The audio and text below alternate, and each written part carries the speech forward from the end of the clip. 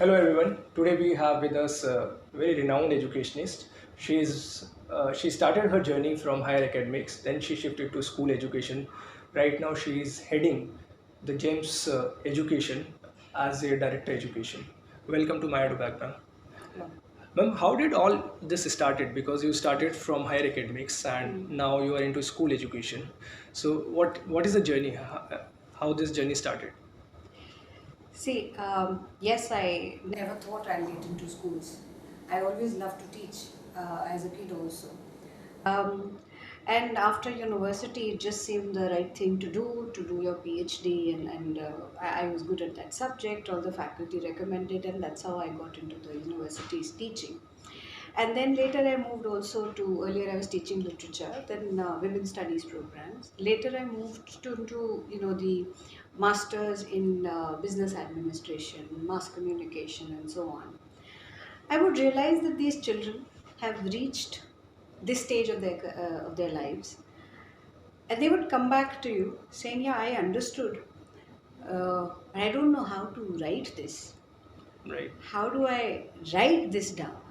So, a child at a postgrad level who's cleared all possible competitive examination to reach in some of the best colleges um, is asking you this question that I still don't know how to express myself in thought.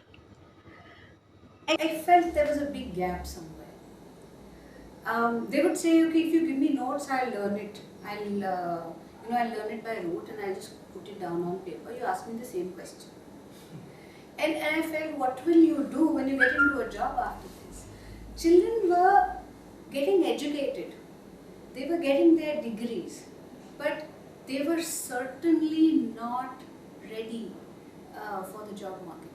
And that's what we are experiencing across the system Right. today, whether we take engineering colleges or any kind of field in education.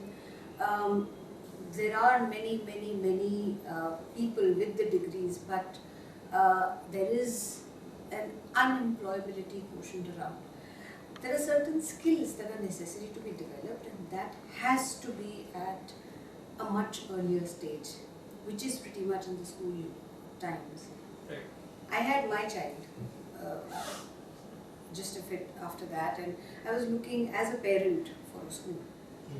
And as a parent, I could see the lack, and that's when I understood. I could see a classroom filled with 60 children. This was one of the best schools in the city. Very tough to get admission into the school. And I could also sense that this poor teacher, crowded by 60 little kids, she wouldn't know the names of these children. How could she build that connect? How would she be able to really uh, give them the skills that they needed? Right. How can she actually prepare them for life, which is what education is all about? It is not just marks in a certain exam. Um, so that's when I decided that I need to do something and joined schools. My son became the first student of a certain school that I launched at that point in time, and it thrived. He thrived along with the school, and I saw so many children learning, enjoying what they were doing at the school, and in no time it was clear that school education was where I wanted to be, and this is what was so much needed. Thankfully today, this was so many years ago, but today I see so many schools trying to achieve this skill building and development. The good thing is that people are normally talking about it. Right. 20 years ago, it was very tough to find people talking like this about education. Great. Now you see them all across. Yeah, so there are some changes which are now visible. Now, when we talk about the change, I mean, last 10 years, what we have seen, or I should say, in the last 15 years, there has been a lot of changes when it comes to teaching, and especially for learning part also. So, when we talk about teaching, it's about smart classes. When we talk about learning, so a lot of learning apps have been also are in the market. Now, considering the fact that screen time is one of the constraints for the student, so what are your views on digital education, considering both teaching and personalized learning? See, digital education or digitization as such of anything and everything around us, whether we like it or not, it's here to stay. Right.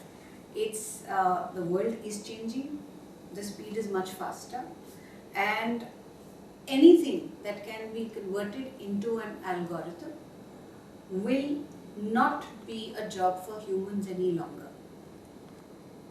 Children need to move beyond those. Digitization cannot be, you put a smart class in a classroom, the teacher shows some video, or you tell the children to watch a particular video, maybe on YouTube, and that's that. There the matter ends. Technology does need to be in the hands of the learner. And when we talk about apps or any kind of technology for that matter in the hands of the learner, it needs to be interactive. It's not about the amount of screen time spent watching a video Device, right. or watching or reading a question. It's about the amount of time spent on thereafter researching, thinking, connecting the text. By text I mean even a video is a sort of a text. Connecting that text to their life, connecting the text to the world around them, the local and also the global. There is a local context about everything that we learn and there is a global context. So a child needs to be able to think beyond just the local. The world is shrinking and not shrinking quite. That's a paradox by itself also. I mean, while we are very easily connected today with somebody living in, across the other end of the globe, we probably are not connected with the neighbor. Right. Living right across the door. Right. So the world is shrinking and the gaps are yet widening beyond repair in the age of communication. Right. But then I often hear this about screen time as a concern from everybody around. Surprisingly, you see parents using screen time without a thought to manage children at home or when they are out. They don't seem to realize how much screen time actually has been used when a child is just given an iPad or a mobile phone to just play while the parent is busy with XYZ. We suddenly start bothering about screen time when it's going to be genuinely limited in a classroom. A school has a schedule for everything. And the balance is what matters. Anything in excess is bad. Whether it is technology or whether it is, even if you overeat it is bad. Yes. So we can't say food is bad. We need food, right? But yes, overeating food will turn it really bad for our system. Yes. Similarly, technology is here to stay. It's the food of the new generation. We are already in the 21st century. We've made one generation grow into young people within this century.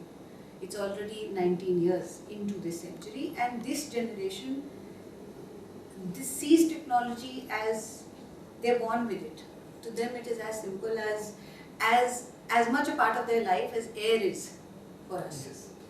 So we can't put it away, Right. and we need to integrate it in such a way that the balance is very much The there. proper monitoring is there. Yeah. That should be there. Now, when we talk about this school, and we were very fortunate because we just took a round of this school and we saw that there are a lot of innovative practices which are going in the school. And I think these are some of the standardized policies or the benchmark which this group is following. So we want to know what are those unique, innovative methodologies which GEMS education or the school is following. See, GEMS is the largest K-12 education group across the globe. And that means that this institution comes with the experience of so many educational professionals across the globe and so much of research and hard work all over the place. And therefore, our teachers, essentially teachers make the school. And they get the benefits and advantage of all that training and research which is flown down to them. what we see in the classrooms is essentially again the balance. We are not a school that says that we don't need textbooks. Children are using textbooks also, but at the same time they are using technology in the form of, there are e-libraries, there is of course the smart board in the classrooms, teachers have laptops, children have access to iPads and so on in the school, wherein they do their research, they figure out ideas, they are participating in coding, they are doing their own coding, they are, this school has even won recently an award as India's top tech savvy school. The reason is that children are learning. Right. We don't have the BYOD yet, or a device in the hands of every child as yet, maybe in near future. But not every parent can afford it, which is okay. But they all do have some access to technology at home also. In any case, in every home today. And in the school, there are so many labs wherein they have, and within the classrooms they have. So they are using it anywhere and everywhere, they are integrating it with learning. So if a teacher has to explore an idea with children, not all children will learn it the same way. Yes. Differentiated instruction has always been a USP of GEM schools. And our children find their own way to explore. So while one child may like to explore something by visiting a place, there's another child who likes to write more and express about it. There's another child who writes and then finds out, and then uses technology, finds out further beyond the here and now, and then adds to that through his own ideas. So a lot of research skills using technology are a part of the system. We've introduced themes like global citizenship education, which is one of our core values. Wherein, so we sort of want children to be more aware. So every month we take up one country as a theme. So this week I think what I saw is Japan is the theme. Yeah, Japan is ongoing at this point. So children have been exploring facts about Japan. And they're trying to, so it's children who came up with this idea. So this is one country which was behind the Second World War. They are the people who really instigated a lot of things also. So I said, okay, this is what you feel. For children, when they're reading, they can come up with all kinds of ideas. And then they talk about, okay, they are the ones who faced the nuclear bombs. Today, this same country, so much ridden by earthquakes, is the most peaceful nation in the world. So they've called it War and Peace, this theme. And they've said that that's why we want to learn what has made them so peaceful, so disciplined. So there is this philosophy in Japan called Ikigai, for healthy living and long life, etc. So children are actually exploring Ikigai, and that has been bringing a lot of discipline into their lives. They've been talking about it, and they're disciplined now to the extent of talking about my bag should have things in the right places. So I should not need to worry where did I keep what. If I keep myself organized, I will know and I will find my flow, and then I will achieve what I want to achieve in life. So these are simple things. Here again, how are they researching? Today technology has made it so easy for us, and that's how they are finding out. They're using books, of course, to read, but there's always a limitation there. Technology has made the world come alive. It's a very known fact that a student spends around 6 to 7 hours in a school, and which is a universal practice, I should say, across almost every school. Now, most of the time he spends in the house with the parents, with the community. So when we talk about the homework, so how do you think, what is the role of the parent when it comes to homework? Because homework is something which school has given. Now, should the parent be involved into that, or should it be done in the isolation? See, as a school, the only one thing that we request from parents is to spend about 10 to 15 minutes. That is one thing that all my parents know. In the school and in GEM schools in general, we do that. 10 to 15 minutes every day, just spend some time with your child. Ideally some reading time. where depending on the age of the child could read to you or you could read to the child or discuss something that they are reading. Right. We have a parent engagement program which we call Talk, Share, Encourage. Okay.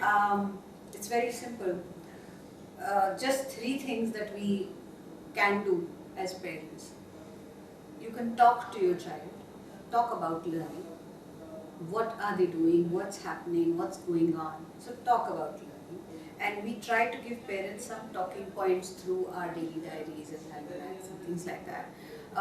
The app, the technology again comes in handy when you communicate with parents. So the app sends them a daily diary which is cues of what exactly happened in the school today, what are things that, so it gives them talking points, because if you ask a child, aaj kya kiya, child may not really respond with too much. So you need something which sort of ignites curiosity or makes your child start talking. Right. Yeah.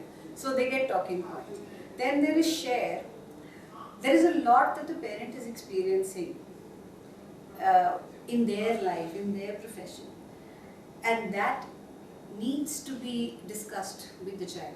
Right. Unfortunately, we do find that all of us are so busy in our careers today that there's very little time, what you call quality time or sharing time, that you give to your child. Our children are rarely getting, very few children, very lucky ones I'll say, are getting that time with the grandparents or getting to hear those stories. Right. Or getting to hear stories about the past and so on. So that was a lot of sharing which is somewhere missing. So 10 to 15 minutes of sharing of whatever is going on, so that whatever you want to see in your child, they also understand. And then encourage. Children may achieve things, that encouragement is necessary. Yes. Children may not achieve something that was up to the expectations of a parent. They still need encouragement because they can achieve certain things. They can achieve wherever they are today. They can do a little better. So goal setting is important, and that smart goal setting is something that as a school we try and teach our children to do, and as parents, if children can get the same reinforcement from parents, that will help. Homework, when you ask, is not something for parents to do. Right. Homework is essentially some practice and reinforcement of what they are already doing in school. So they have already spent 6-7 hours, as you said, in school, which is a large chunk of their time. They may need some additional practice, they may need some little bit of reading here and there, which they need to do, not the parent. And that needs to be something that the child is very comfortable doing and therefore will do. So a parent ideally doesn't need to tell the child, okay, please finish your homework. We don't expect them to do that. Our child will go and just finish whatever they need to do. So that's how we look at homework. Now, when we talk about the schools, there are a number of schools which are opening, there are a number of schools which are already there, and if I simplify it, we can say that this is one of the highest generating employment generating industry. We can say that. So it means like a lot of new teachers are also coming. So what is your powerful message to those people who are opting teaching as the profession? Don't become a teacher just because nothing else worked out.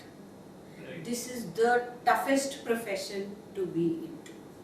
It only looks easy on the outside. A teacher is the only employee who carries a huge bundle of files home for correction. And today, that respect of the guru is no longer there. If a child scored less, 20 years ago, the parent used to scold the child. Things have twisted so phenomenally that today the parent comes with the child and scolds the teacher. Right. I would like to question this phenomena. That is another thing. But as a teacher, the patience that is required, it was always required as a teacher, but now it's in multitudes that it is required. So become a teacher only if you are thoroughly passionate about becoming a teacher. Choose this career badly. That's a very powerful message, ma'am, and we are very thankful to you for sharing your time. And these views these thoughts are very much required, and it's very crystal clear thoughts I can summarize. Thank you so much for giving your time. Thank you.